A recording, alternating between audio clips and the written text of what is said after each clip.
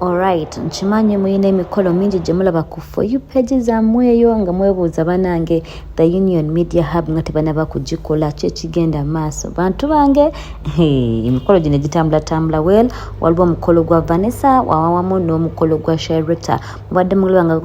nga gutambula ku For You page zammwe naye temumanyi kigenda maaso. Mu video ya leero katuge tulambule ensonga eno then tulabe ekigenda maaso. Gino mikolo gino photoshoot ki ekigenda maaso ekituufu mu video ya leero. The Union Media Hub ignites. Owomukwano webali kubanga weekumiddeko ku The Union Media Hub where we're all about marriage, faith and motherhood. Yes, fano mbagamba nti tukola ku bintu bikalagana ku bufumbo ebihappeninze mu makanisa ewali ebivulu biki ebigenda mu maaso eruuyi eyo ate era nembaletera ebigenze mu maaso mu motherhood. Abazadde bali ku ki ekitambula ku bazadde, mboozi ki etambula ku social media ngekwatagana ku bazadde oba ku baana awo wonna. Wano twabipatana okubeera nga tukola ki tubibatuusaako oba nga tubibaleetera naye okusingira ddala munnange ffe twagala nnyo ebintu by'obufumbo era ekiba kitambudde ku bufumbo waliyo omukolo waliyo ekitambudde mikolo gitambuze tu obufumbo butambudde butya especially ng'ekintu kirungi ffe tukijjayo ne tubeera nga tukyogerako oba nga munnange tugezaako okulaba nga tubazzamu amaanyi era nga tubagamba nti obufumbo kintu kya kitiibwa era kirungi gwandibadde nga naawe okisabira ng'okifuna kubanga wow it's a beautiful thing. Naye nga tetunagenda mu maaso mu mikolo gino gituba ku social media mbadde mbasaba mubeere nga munaye musubscribinga ku The Union Media Hub. Ate era video mugimpereka like kubanga wabugiklikinzeeko kitegeeza mbujjajjagala ate era obeere nga ne notification bell akakadde okateekako nti buli kaseera wenteekayo video oba weesonga oba nga nsuddeyo obeere omu ku abo abasookera ddala okugiraba oba nga mugifuna waneeno bulambalamba. Kakati mukwano obadde olaba emikolo gitambula ku social media nga nonno banono si bantu sijja gamba nti basereebu naye nga they are known ku TikTok eruuyi eyo era nga omu ye Vanessa nga nonno ye Vanessa wa Bruno K. Of course yalina kisaga gye yalimu awo ne Bruno K ebyokubeera nga bya mwana oba tolabira mwana tokola biki well ali known ennyo eyo ku TikTok naye neŋŋamba nammwe waneeno muyinza obba mwebuuza lwaki emikolo egimu sigikola oba lwaki sigireeta naye neŋŋamba why not kanabo mbasowoleyo tubeere nga tubagerako oba twogere ku mikolo gino gye tulaba gitambula wano ku social media wonna. Kakati nno mukwano kijja kujjukibwa nti edda abantu tebayambalayambalanga nnyo gomesi oba zigawuni kwegamba babewanga nnyo ekitiibwa era nga omuntu wovaayo n'oyambala mu gomesi oba neweegezamu mu gawuni bagamba nga si mukologo bagamba weekubya ekisiraani oba it's a bad omen nga tokkirizibwa kubeera nga weeyambaliza za gawuni nga tuli mugole nga bagamba mbuno ki oba weekubya ekisiraani. Bintu byakyuka baluganda bintu byakyuka kati omuntu wabanga advertisinga mukolo for example I'm thinking of course na Sherita yavuddeyo ng'agamba my introduction naye nze mukulowooza okwange n'ensonga lwaki omukolo saagulaze oba saaguhypinze ndowooza ali mu advertisinga that brand okitegeera abantu bangi bavaayo nebabeera nga munnange bakwambaza ne balaga abantu nti munnange naffe tukola gomesi oba tutunda gomesi oba jangu tuwagire tukola makeup. So nze ndowooza kyo kibadde kigenda mu maaso ku luyi lwa Sherita naye ku Vanessa twagenda ne tuba nga tulaba twagenda nga tulaba proposal yavaayo nebeera nga ekolebwa wanene ku social media. Of course abantu ne babeera nga bamusanyukiddeko kubanga tujja kujjukibwa nti ono single mother of 3 ate nga abantu mune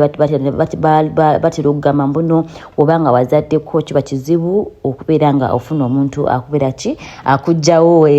naye ono naye okufaananako Chosenbeki naye maama w'abaana basatu alina abaana basatu ng'omu taata we ye Bruno K abalala different dad kati ono alinganga naye dad omulala badadi babiri nga bakoze ki obaweze basatu okubeera nga munnange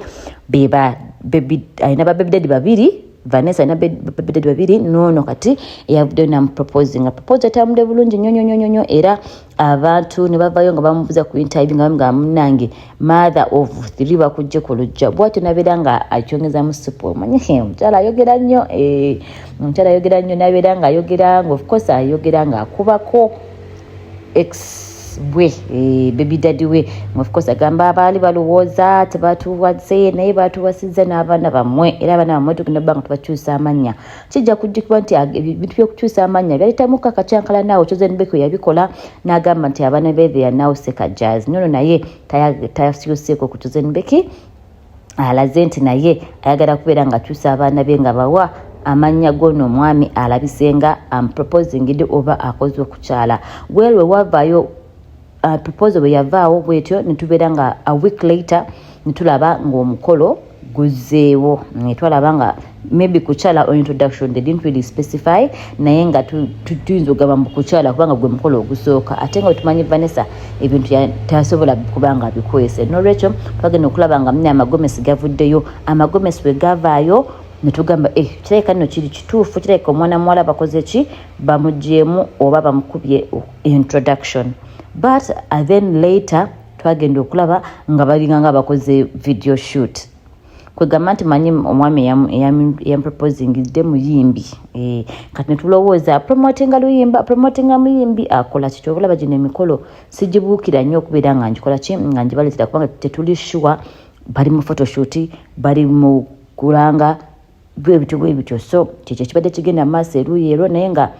Vanessa bwati we yarabise bakoze proposal ne babeera nga bakola n'okukyala aba introduction naye twagenza okulaba era nga ne photoshoot oba bakoleddemu n'akayimba kubanga era tujja kujjukibwa nti omugole waffe Livingstone yakola introduction naye era n'akayimba ne kakolebwa ne Carol Nantongo yakola okukyala naye n'akayimba ne kakola ne kafuluma for Vanessa's sake kiyinza obba nga kyekintu kyekimu tetuli sure oba happenings anyway chipanga cha happenings well and good congra the mother of 3 bo atyo bamujewo wabula musanyufu bitya naye ate n'ebigambo yino okumanya nti bigambo bingi ayogeredde ex we so yino okumanya yona ex jali tateredde kubanga mwana muwala social media yazze mnajikwata buto naye ate era tobeereyo ng'oyagala kulabika bulungi oyagala kunyirira n'otagula shades za Barbie Shades 256 wano mukwano bano bakuguka mu eyewear balina shades eza buli kala ez'abaselebobo ez'abawala abanyirira ez'abaslayer classy shades zokka bano ba Barbie Shades 256 zebalina bakugamba mbuno beera nga otinyala shades zaabwe so that you can enhance your look and look very nice and classy and all those nice stuff banene mukwano bagamba nti bajja kudeliveringla shades bonna wooba beera nga obakubira obafuna shades z'oyagala ozibasindikire ku WhatsApp namba yaabwe eryawo babeere nga munange bagikufunira era nga bagikutuusako wonna wooba oli Barbie Shades 256 enhance your look. Kati nno mukwano omukolo gwa Vanessa bwe gutwe gwalabise eruuyi lwakubanga nsiba mbagamba get married for the right reasons. To getting married mzibanange njagala bankube mbaga nnumye ex wange njagala bankube mbaga baby daddy wange mulage konti nange bantute mukwaye bufumbo ku ground tero bagamba kiralamu kyovola bolumu bava ne bagamba bufumbo bubi obufumbo buzibu bichi kubanga sometimes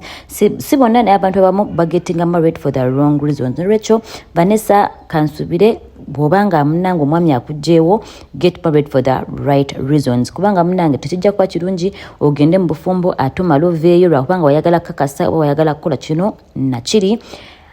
naye wekibanga si kyekyo nga munange mukama akublessinze kubanga munange abakazi abasinga oba abakyala abasinga kino kyekirooto kyabwe lwakubanga of course obeerawo argument ku social media marriage is not an achievement wano ne wali naye nga mukwano achievement za buli muntu ziba different kati munange Vanessa kugamba nti obanga omwami asazeewo okujja ku lujja n'abaana bo basatu congra nkusaba ugende ofumbe ugende munange okole ki okwajje obufumbo awo bonna kakati nera maaso awo olunaku lwajjo Shireta oyo naye bano bali TikTok famous nsobola okwogera kagamento they are TikTok famous yagenze n'avaayo nga agamba mbuno naye bamukoze introduction naye nze kuono ndowooza tisigamba mbu tekisoboka everything is possible for everyone naye nze ndowooza naye ali mukulanga ali mukola kalango kano company oba in a bridal shop or something naye nga naye yavuddeyo nalaga obufaananyi bwe awo nga we mubulaba naye nga bwekiba nga kituufu of course tujja kubiraba nga bitambula era njabba mibadetera bagambe nti munange mwana mulala kireka kituufu alabika yabamugjeewo we batyo naye nga it is what it is byebyo nno nange kyenjagala obagamba nti olumu wemma temulayo omukolo wano nga nkukoze tetuli sure about it bayinza oba bali mu photoshoot oba nga nga si bituufu oba nga tebinaba kunnyikira naye bimala ne binnyikira era mala ne mbaleetera wano eno ne mubeera nga mubitegeera era nga naye tubawishinga oba nga tubaweelkaminga into the marriage fraternity because that is what we do best. Ffe tusanyukirako abayingidde mu bufumbo ne tubeera nga tubazzaamu amaanyi nga tubagamba mujje bufumbo si bubi Mukama yabu-ordaininga era Mukama yabusiima nnyo kyova olaba munnange temulina kubeera nga muggwamu maanyi bwebulaba ku social media nti bibi nnyo mukwano ebintu sibe bityo bwe biri. Nkujjukiza nti mukwano beera nga osubscribinga nkwebaza nnyo okubeera nga olaba video paka wano oba nga ojabyeko up to this time weebale nnyo okubeera nga otuwagira the Union Media Hub tusiima nnyo okubeerawo okwo. I'll see you in the next video. Bye bye for now.